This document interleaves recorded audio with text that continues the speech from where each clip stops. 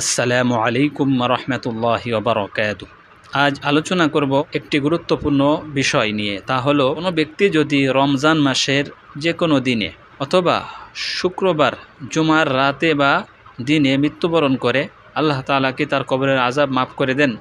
এ বিষয়ে কিছু হাদিসের মধ্যে উল্লেখ আছে যে ব্যক্তি জুমার রাত বা দিনে মৃত্যুবরণ করবে, আল্লাহ তাআলা তার কবরের আযাব হটিয়ে দিবেন, আল্লাহ তাআলা তাকে কবরের আযাব থেকে হেফাজত করবেন। অনুরূপভাবে রমজানের ব্যাপারেও এমনই বর্ণিত হয়েছে।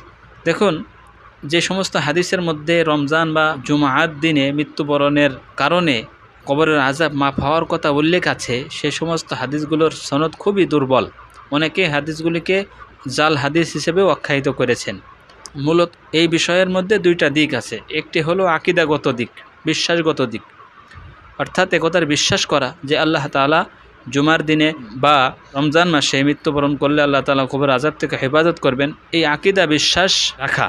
যেহেতু আকীদাগত বিষয়গুলি প্রমাণিত হওয়ার জন্য অকাট্য দলিলের প্রয়োজন হয়, সেই হিসাবে এই আকীদা বিশ্বাস এই হাদিসগুলি দ্বারা প্রমাণিত হবে না।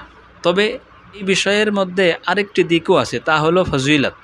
আর ফজিলত বা ফাজাইলের ক্ষেত্রে দুর্বল হাদিস গ্রহণযোগ্য হয়। এই হিসাবে আল্লাহ তাআলার কাছে আমরা আশা করতে পারি, যে ব্যক্তি মৃত্যু হবে শুক্রবার অথবা রমজানের মধ্যে, আল্লাহ তাআলা তার কবরের আযাবকে মাফ করে দেবেন। আল্লাহ তাআলা হয়তো তাকে মাফ করবেন বিধায়ী তাকে শুক্রবার বা জুমাআর দিন অথবা রমজান মাসে মৃত্যু দান করেছেন, এই আশা করতে আমরা পারি। আল্লাহ তাআলা আমাদেরকে বুঝার তৌফিক দান করুক।